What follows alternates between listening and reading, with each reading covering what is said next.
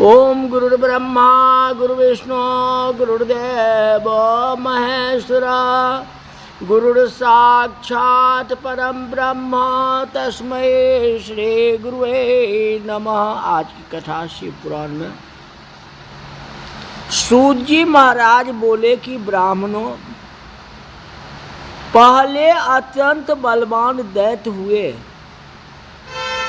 जो सभी प्राणियों को दुख देते थे और धर्म का विनाश करने पर तुले हुए थे। उन्हीं राक्षसों से दुखित होकर के देवगण विष्णु जी के पास पहुंचे और अपना दुख सुनाया। यह सुन के भगवान विष्णु ने कहा कि हे देवताओं, तुम भय मत करो, मैं भगवान शंकर का पूजन करता हूँ और उसी के द्वारा हम सभी देवताओं की रक्षा करेंगे। विष्णु की ऐसी बात सुन करके सभी देवता अपने घर को चल दिए।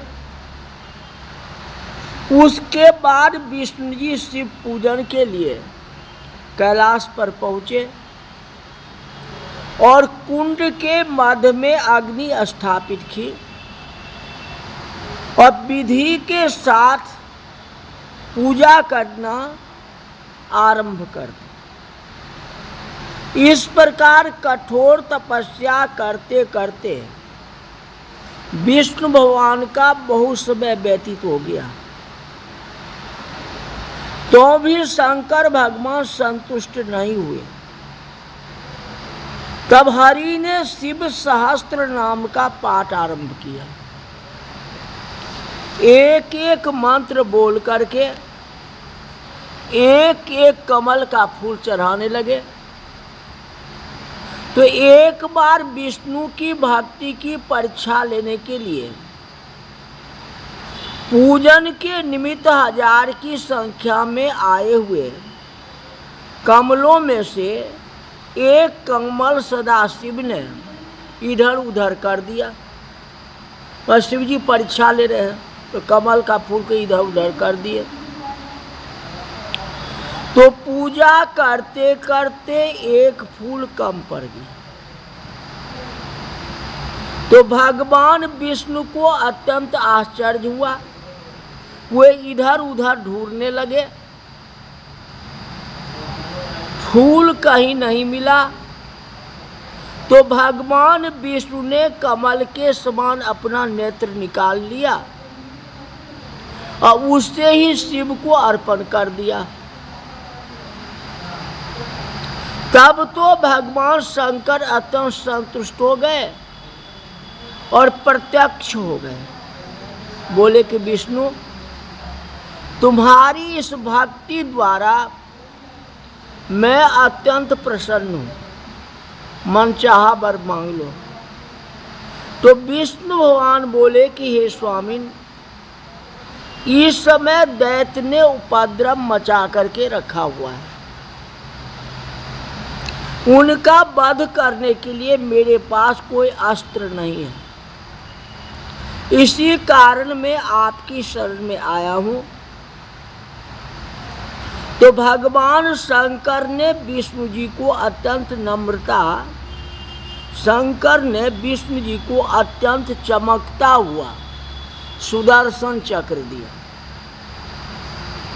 भगवान शंकर खुश होकर के भगवान विष्णु को सुदर्शन चक्र दे दिया और उसी दिव्य अस्त्र से विष्णु जी ने राक्षसों को नाश किया। अब प्रश्न उठता है, ये शिव सहस्त्र नाम का क्या महत्व है? शिव सहस्त्र नाम का जाप क्यों करना चाहिए? सूत जी महाराज कहते हैं, विष्णु के बनाए हुए इस दिव्य सहस्त्र नाम स्तोत्र को सुन के शिव जी प्रसन्न हुए और उन्होंने विष्णु जी को सुदर्शन चक्र दे दिया। शिव जी बोले कि हे विष्णु, यह सुदर्शन चक्र और यह सहस्त्र नाम का अष्टोत्र महान फल को देने वाला है। जो मनुष्य भक्ति पूर्वक सर्वदा इनको सुनेंगे तो इनके प्रसाद से संपूर्ण मनोरथों की अविनाशनी सिद्धि प्राप्ति होगी। सभी मनोरथें पूर्ण होगी जो शिव शास्त्र नाम का जाप करेगा। सुदर्शन चक्र भी कहते हे विष्णु, तुम्हें भय युक्त करेगा। जब तक हाथ में सुदर्शन चक्र रहेगा तब तक आपको कुछ नहीं होगा, इसलिए आप धारण करो।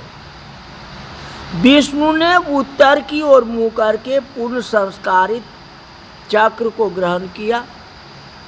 शिव जी कहते हैं, जो मनुष्य प्रातः काल उठ के मेरा पूजा करता है, शिव सहस्त्र नाम का पाठ करता है, उनको सारे सिद्धियां प्राप्त हो जाती। इतना करके शंकर जी विष्णु जी से बोले कि देवताओं, मैं तुम पर प्रसन्न, देवताओं में श्रेष्ठ विष्णु, मैं तुम पर प्रसन्न हूं, जो इच्छा हो वर मांगो। तो विष्णु जी बोले कि महादेव जी, मैं आपसे यही वरदान चाहता हूं कि आप में मेरी सदैव भक्ति बनी रहे और भक्तों को कभी दुख न हो। जो आपके नाम का जाप करेगा या आपका पूजन करेगा, उन भक्तों को कभी तकलीफ न हो, यही वरदान मांगता हूं। तो शिव जी ने कहा कि विष्णु, मैंने तुम्हें अपनी अविनाशनी भक्ति दे दी, अब आज से तुम्हारा नाम विशंभर होगा। ऐसा कहते हुए सदाशिव वहां से अंतर्ध्यान हो गए। ब्रह्मा जी ने कहा कि हे नारद जी, भगवान शंकर का पूजन लक्ष्मी सहित विष्णु जी ने, अब ब्रह्मा जी कहते हैं जो मैं स्वयं किया, जिससे हमारी सारी कामनाएं पूर्ण हुई। भगवान सदाशिव का पूजन दुर्वासा, विश्वामित्र, शक्ति, दधीच, गौतम, कर्णाद, भार्गव, बृहस्पति इत्यादि ऋषियों जो है किया करते हैं। इस प्रकार शुक्र, शौनकादि भी शिव आराधना किया करते हैं। अदिति ने वधु के साथ श्रद्धा भक्ति पूर्वक शिव पार्थिव लिंग का पूजन किया। इंद्रादिक लोकपाल जितने हैं सबके सब जो है शिव जी का पूजन करते हैं। बासुकी, तक्षक, गरुड़ आदि पक्षीगण सारे के सारे जो है शिव जी का पूजन करते हैं, क्योंकि शिव जी का महत्व सबसे ज्यादा है। ऋषि महाराज कहते कि महाभाग सूत जी, जिस व्रत के द्वारा भगवान शिव प्रसन्न होते हैं वह व्रत सुनाइए। तो सूत जी महाराज कहते हैं, मुनियों, यही प्रश्न पार्वती जी ने सदाशिव जी से किया था। पार्वती जी बोले कि शंभो, आप किस प्रकार से संतुष्ट होके भोग और मोक्ष दिया करते हो। यह सुन के सदाशिव बोले कि हे शिव, हे उमा, मुझे प्रसन्न करने के लिए अनेकों व्रत एवं उपवास हैं, किंतु वेद वक्ता महर्षियों ने 10 उपवास सर्वोत्तम कहा गया है। ये 10 उपवास ब्राह्मण, क्षत्रिय, वैश्य ये तीनों वर्ण भली भांत करें।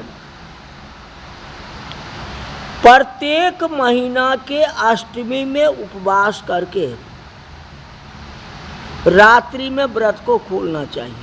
पूरा दिन व्रत करे, रात में जाके पारण करे, खाना खाए। लेकिन कालाष्टमी का उपवास रात्रि के समय नहीं खोलते। सारे अष्टमी तो रात में खोल देते हैं, पूरा दिन कुछ नहीं खाया और रात में खा लिया। ये जो कालाष्टमी है उसमें रात में कुछ भी नहीं खाते। कालाष्टमी का उपवास रात्रि के समय खोलें। प्रत्येक महीने के कृष्ण पक्ष की एकादशी को उपवास न करें। प्रत्येक महीने के कृष्ण पक्ष की एकादशी का उपवास न करें। दिन के समय शिव पूजन करके रात को भोजन करें। किंतु शुक्ल पक्ष की त्रयोदशी व्रत में तो निराहार करना चाहिए। लिखा गया है जो निराहार रहो। चाहे फलहार कर लीजिए, कोई बात नहीं। यह सभी प्रकार का उपवास अपनी सामर्थ्य के अनुसार शिव भक्त करे। अष्टमी का व्रत करो, एकादशी का व्रत करो, त्रयोदशी का व्रत करो। इन सब में रात्रि व्रत जो है सर्वोत्तम है। एकादशी दिन, त्रयोदशी दिन, अष्टमी दिन रात्रि नहीं लिखा हुआ। रात्रि व्रत का महत्व सबसे ज्यादा। अब इस व्रत का विषय बताता हूं। प्रातः काल उठ के अपना नित्य कर्म करके शिव मंदिर में पहुंचे और वहां विधि पूर्वक शिव पूजन के नमस्कार करते हुए प्रार्थना करें, हे नीलकंठ, मैं चाहता हूं कि आज शिवरात्रि का उपवास, व्रत और पारण करूंगा। उसमें मेरी अभिलाषा को आप अति कृपा करके निर्विघ्न पूर्वक पूर्ण करो। काम क्रोधादि शत्रु मेरा कुछ भी बिगाड़ न सके, मेरी भली भांति आप रक्षा करें। यह कहके शिव के सामने प्रतिज्ञा करके रात होने पर सभी पूजन करें। दिन में उपवास, रात्रि में उपवास और रात में पूजन करें। मंदिर में शिवलिंग को शास्त्र विधि द्वारा सिद्ध करके, प्रतिष्ठित करके, वहाँ शुद्ध स्थान में सामग्री धर के, स्नान करके, शुद्ध वस्त्र धारण करके, आसन बिछा करके शिव का पूजन आरंभ करना चाहिए। शिव भक्त तो रात्रि के चारों प्रहर में 4 शिव पार्थिव लिंग की रचना करके विधि पूर्वक वेद मंत्र द्वारा 5 वस्तुओं से शिव जी का पूजन करें। 5 वस्तु से करो, 7 करो या 16 करो, आपके ऊपर। 108 शिव मंत्र बोल करके जलधारा चढ़ाओ। उस जलधारा से शिव पर पहले चढ़ाई वस्तु को नीचे उतारे। उसके बाद गुरु मंत्र अथवा शिव मंत्र बोल करके काले तिल से भगवान शंकर को पूजन करके भव सर्व रुद्र पशुपति उग्र महान भीम इंसान इन 8 नाम को बोलते हुए कमल फूल, कनेल या बेलपत्र चढ़ा। उसके बाद धूप दीप नैवेद्य आदि से शिव जी का पूजन करें। फिर ध्यान मुद्रा दिखा के निर्मल जल द्वारा शिवार्पण, सामर्थ्य के अनुसार भोजन का संकल्प, ब्राह्मणों को भोजन कराए, विधि पूर्वक विसर्जन करें। यह पूजन रात्रि के पहले प्रहर का, इसी प्रकार 4 प्रहर का पूजन करना चाहिए। अब चारों पहर कैसे कैसे पूजन होता है, कैसे शिव का अभिषेक होता है, ये कथा कल बताएंगे। आज की कथा यही तक रही। वो शंकर भगवान की